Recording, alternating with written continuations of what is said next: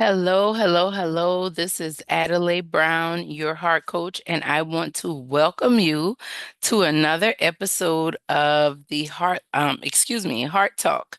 Heart Talk is our weekly empowerment session where men and women from all over the world come together so that we can do heart work, have heart talk, and grow heart equity.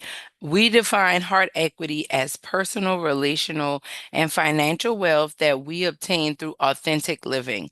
And Heart Talk has been around since September the 1st of 2014. We are going on 11 years of Heart Talk, weekly sessions where we're just honest and just speaking from the heart.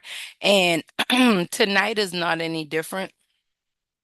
I want to say that because I'm really, um, as I prayed about everything that God is doing in my life. And, I've been very open and candid with you all about, just how I feel um, with the loss of my mom. And one of the things that I want to kind of zero in on is that, life comes in seasons, right?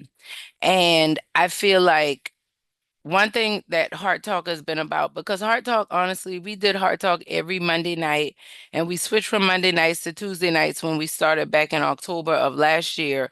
But one of the things that have ring true is it's just a time of realness, authenticity, a time for us to grow and learn together.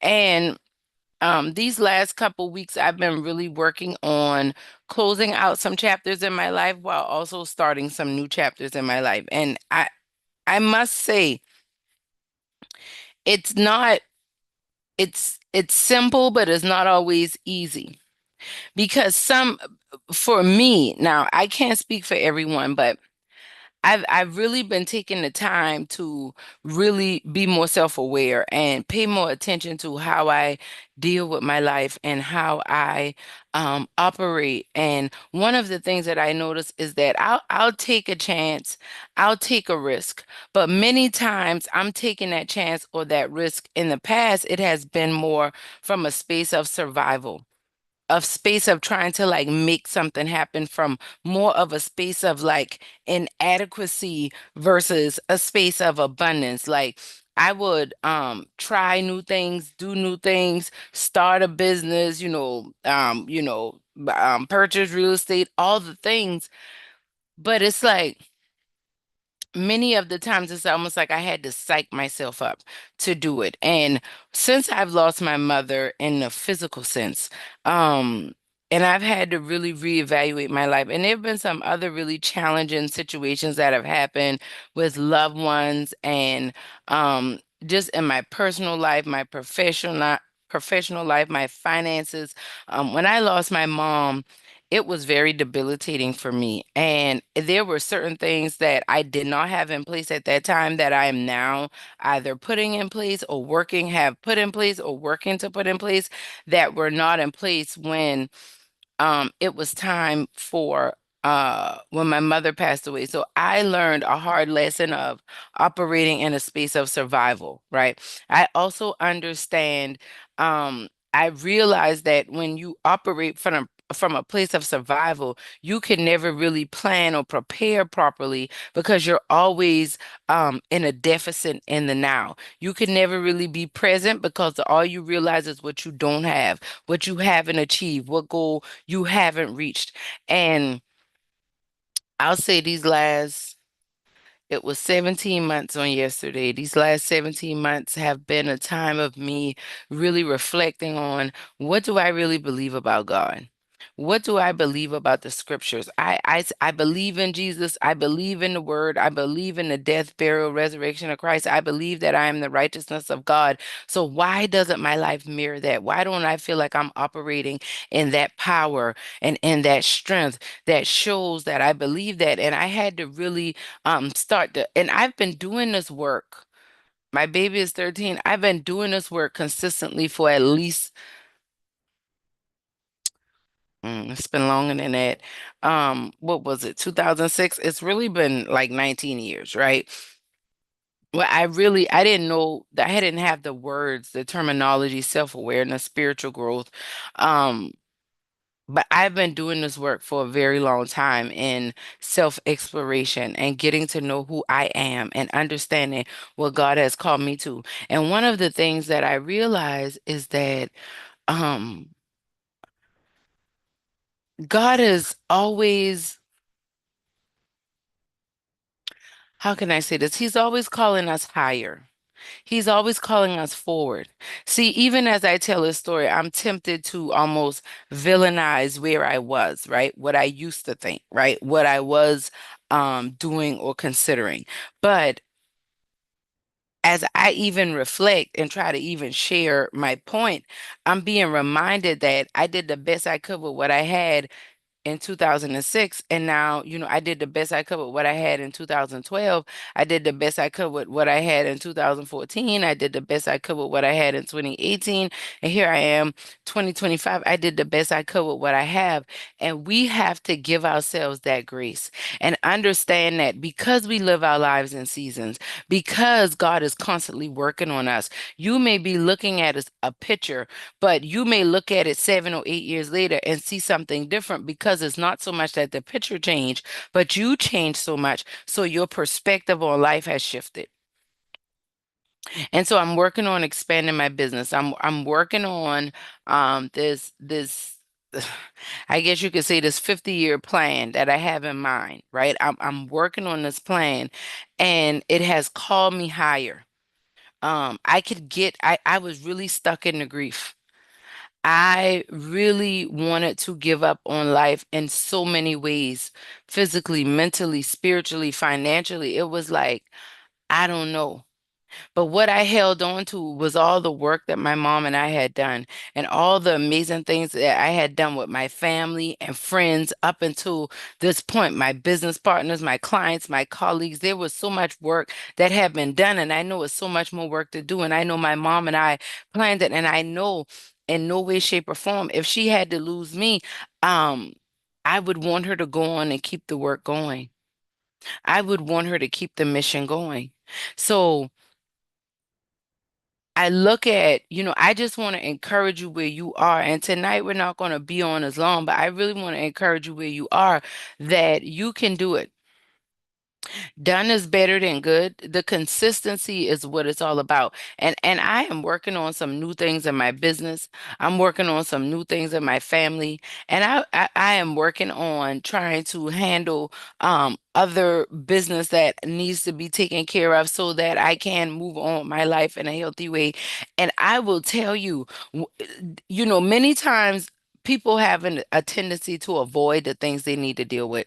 And I feel like that avoidance causes a lot of depression, a lot of anxiety, a lot of anger, a lot of frustration, a lot of bitterness, a lot of resentment. And I want to encourage you to confront, to do, to participate, whatever the thing is that you need to do, complete the application, submit the documents, book the trip, file the papers, send the text, press send on the email, put the letter, put the stamp on the letter, put it in the mail, whatever it is that you need to do, move forward and do it. Like, don't get so caught up on the outcome.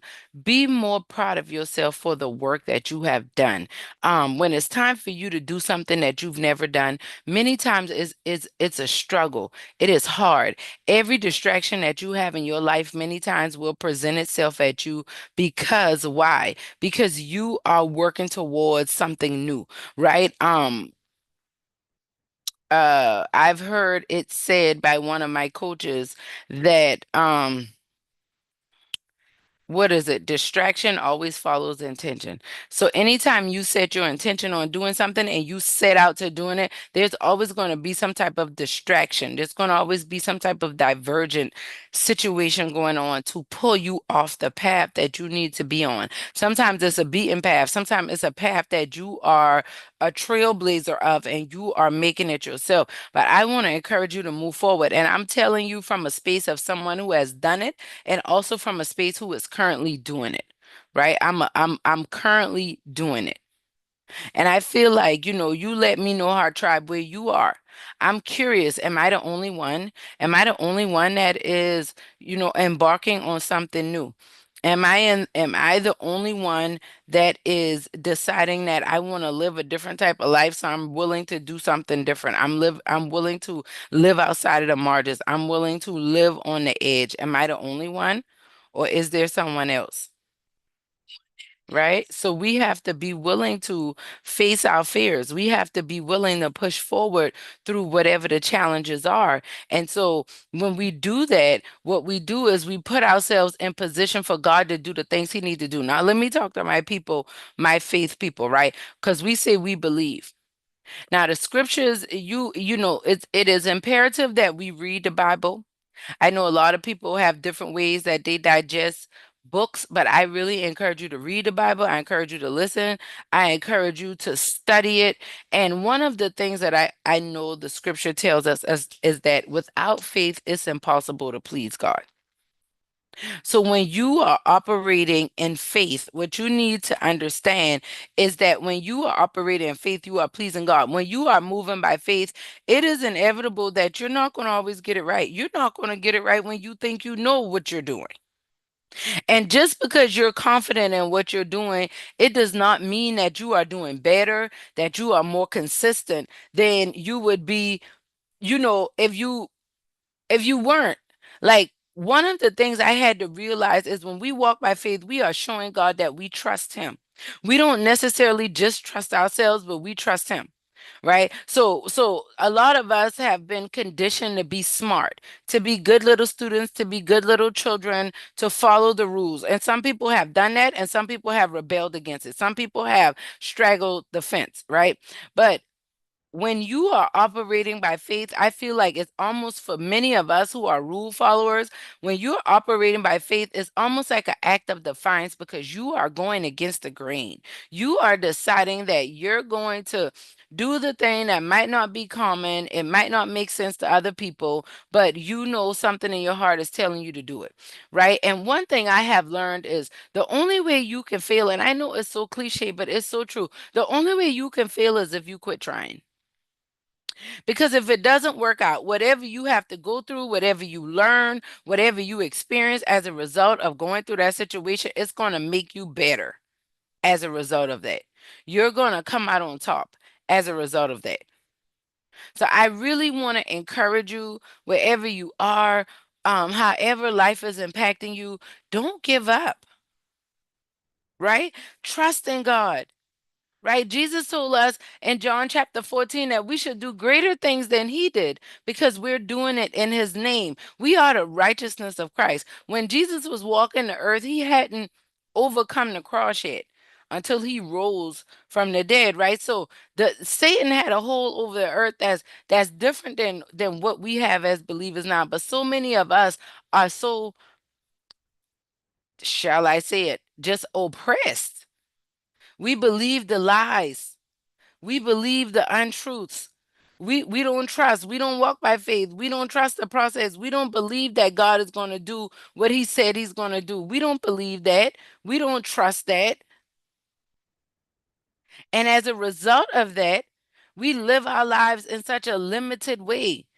As a result of that, we live our lives in such a backwards way, such a frustrating way. And then we get upset when things don't work out for us, when things don't go our way, when the truth of the matter is you weren't expecting it to work out for you. You weren't expecting it to go your way because you've been so conditioned for things not to work out that you're afraid to be vulnerable and expect it to work out. I have so much respect and just love for the people who just automatically expect things to work out for them. I'm trying to figure out what were their parents doing? How were they wired? Like, people, when they do things, they just expect it to work out. And even if it doesn't work out the way they expected, they just always see the bright side of things. I am adopting that. I'm growing into that, but that is not something that was my default. That is something that I'm having to grow and be conditioned to because I understand that the Bible tells us in the book of Proverbs, as a man thinketh, so is he. So you need to be very cautious of your thoughts because the Bible also tells us that out of the mouth flows the issues of life. And so and out of the heart flows the issues of life. And this is what comes out of your mouth. So it is really important for you to believe and know that it's going to work out. It's going to work out because what you're doing is a piece to the puzzle of your life. You will never see this thing in full, in my belief. But I believe that while we're here, we're supposed to make the most out of every situation we're in, separate the meat from the bones. And some pieces of meat are more meaty than others when we talk about a bone. And we have to be willing to work with it. We have to be willing to roll with the punches. We got to be willing to trust the process because the process will bless us if we allow it to.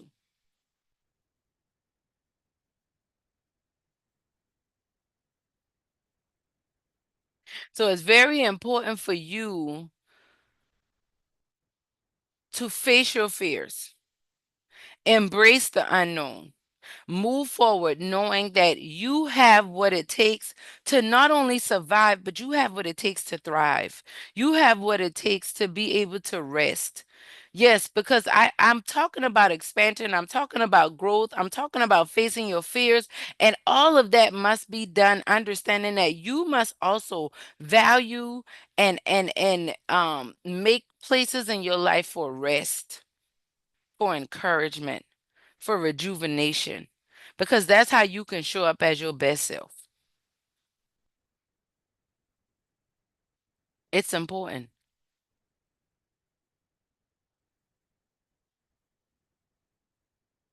I just want you to be encouraged that you can do this. I just want you to be encouraged that God is working this out for your good. I just want you to be encouraged that you do have what it takes. I want to affirm you right now. I want you to know that you are loved, you are valuable, you are important. You are already fully equipped with every tool that is needed to build the life that you can only dream or imagine of. And even if you can't dream or imagine of it, you are already fully equipped to do it. The question is, will you take the time to learn how to use the tools properly? Will you take the time to sharpen the tools in your toolbox? Your wisdom, your creativity, your intellect, your relationships, your health, your finances. Will you take the time to nurture yourself and in turn be able to really love on and nurture those that you care the most about? When I talk about expansion, that's what I'm thinking about. I heard the Lord. I really feel like in my quiet time, I feel like God was telling me, you know what? You're playing too small. You're playing within the limits of what you know you can do. And right now, I want you to think outside and I want you to think more into what I know you can do. You don't know that yet. But as you walk by faith, as you create the plan and implement the plan, you watch how I work the situation out for you. You watch how I make it happen for you and those you love the most. This is what I believe the Lord is telling us in this season. And this is why I also believe it's so imperative that we maximize our faith. One of the pillars of the heart equity that we grow and the heart work that we do is we have our divine heart transplant process. And it is a 6-step process that I work with my clients and I really honestly live my life by. I've written a book about it. If you don't have it already, I encourage you to go to my link tree, linktree / the heart connections. You can get the audio version, you can get the paperback version, you can order it from me, you can order it on Amazon. From me, you can get an autographed copy from Amazon. Of course, you're just, getting it directly from Amazon. I recorded the audio version myself, but throughout the book, I highlight the 6 steps and how I use those 6 steps to heal my relationship with my mother, my father, my husband, my children, and really grow into the woman that I am now, not being depressed, not being insecure, being able to love myself, flaws and all, being able to confront insecurities, being self-aware and willing to communicate in spaces where I would have created chaos, right?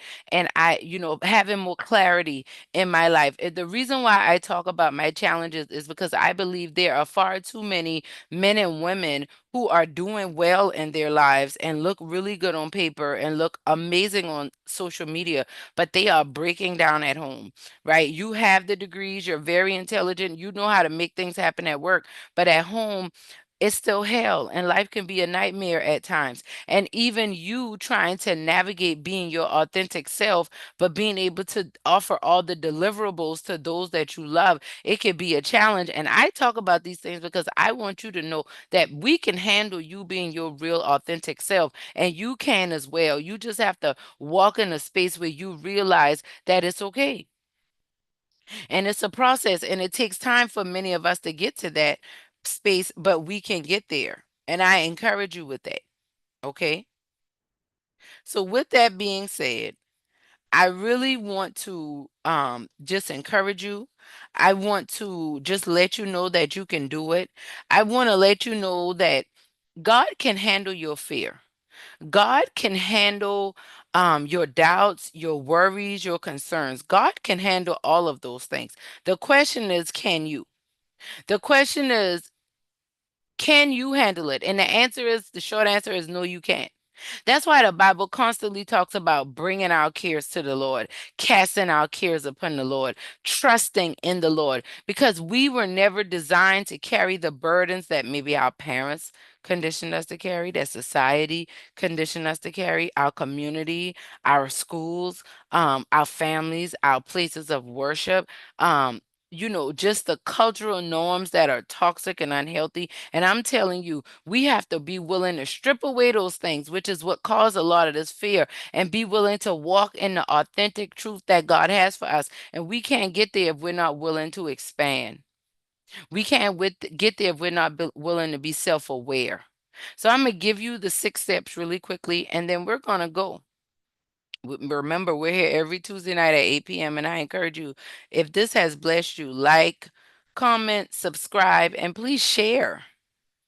You are a member of the Heart Tribe. We are doing heart work together and growing heart equity, right? Our family need us. Our communities need us. We need us.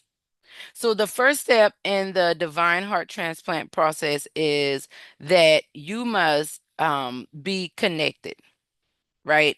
You have to, the first step is connection. Connection is, and I will share my screen because I just feel like this will be so helpful for anybody that does not know about this, has not seen this. I will do that right now. So one of these are like the 6 steps and the 6 pillars in my hard work that I do, and just everything that I do, this is incorporated in some way, shape, or form. Like I said, these are the pillars, the foundations of the work that we do. So the first step to healing and transforming your life, growing heart equity, is connection. Get clear about who and what your faith is rooted in. Make a notable link to your creator. How will you know where you're going and who you are if you don't know your purpose? Your creator knows your purpose. When you buy your telephone, your cell phone, your refrigerator, your TV, all of these things come with an instruction manual that the creator of that item has outlined the purpose of this and how to use it. For me, it's my faith. The instruction manual is the Bible, and just learning and just diving deeper in this connection, in my meditation, in my prayer, in my fellowship with others, in my quiet time, in nature, and just doing the work that I do, I see God. I got emotional today just thanking God on how good He's been to me and the power of the Holy Spirit being with me in some of my toughest times. And that's a connection. That's a connection, a notable link that keeps me going. And many of us, you're not connected. You're not connected to your plane. You're 1 foot in and you're 1 foot out of your faith, and that's not good. You have to be rooted in something that is deeper than your money, deeper than your net worth, deeper than others, because people die. Forget people leaving you and turning their back on you. They die because we're humans and that happens. But Jesus died so that he could live again. And that's where my connection is. So I encourage you, step one, make the connection. Step two, from that connection, it brings about awareness. That's why I put the light bulb here, because that connection takes you from darkness to light. When I was very young and naive, and I started developing my relationship with Christ and reading my Bible, going to church, Bible study, just taking quiet time, journaling, I started to realize and be more aware of what I was doing. Right. I didn't realize that I was in unfavorable um situations that didn't make me happy, didn't make me feel fulfilled, but I liked the knowledge of what the root cause was of the issue I was going through. And a lot of it had to do with me, right? A lot of it had to do with me, actually being like unaware, making bad decisions, having a bad attitude, making crazy faces because I wear my feelings on my face. That's something I've worked on because people don't understand communication is verbal and nonverbal, right? But awareness comes about after making a connection because God loves us so much. He makes us more aware. And that's you listening to your body, right? That is you paying attention to the people you're around, the patterns and the routines you're following, right? The systems that you've decided to participate in, the foods you eat, the music you listen to, right? What you do in your free time. Just be aware. This is how we heal and transform our lives. This is how we expand and have more capacity for ourselves and for others. And from that awareness brings about a level of acceptance where you start to be aware. As a realtor, I usually use this example and people get it. A lot of times people will come to me and say, I just can't seem to save money. I make the money, but I can't save it. So we make the connection, right? We connect with the realtor. Now we have awareness. We start looking at their budget and we realize every week they go to the shoe store and buy a pair of shoes. So that's awareness, right? Now we get to acceptance. Acceptance is saying, wow, it's not that I don't make enough money or I can't buy a house. I have to accept that I have not been spending my money properly. I have to accept that I have to tell myself the truth. I have to accept that I need to one, address these choices that I'm making to buy shoes every week. Why am I doing that? What's the logic behind that? And then two, make adjustments, right? So acceptance is acknowledging the truth about yourself and your situation and the part that you play, the part that others play in it, right? You can't conquer what you won't confront. And that's just the truth, right? You can't heal what you won't reveal and be honest about. And from acceptance, that's step three, we go to step four, which is the pivot of this whole thing, which is the crux of the whole heart work process is forgiveness. You got to free yourself. In order to heal, you must first release the pain that was and that is so that you can now operate in a being and a knowing that is healthy, right? Forgiveness allows you, the forgiver, to grow and thrive in areas that have once caused pain. But one thing forgiveness allows you to do is grieve. You can grieve what others did to you. You can grieve what you did to others. You can grieve what you did to yourself, right? It's so much forgiveness that needs to be done as we heal and as we live a more self-aware, a more heart equitous life, right? As we grow our wealth, our heart equity, our financial equity, our relational equity, right? Forgiveness is a big part of us being healthy and wealthy and wise. Step five. Now, after we've forgiven, we have a choice to make. We have to make a decision.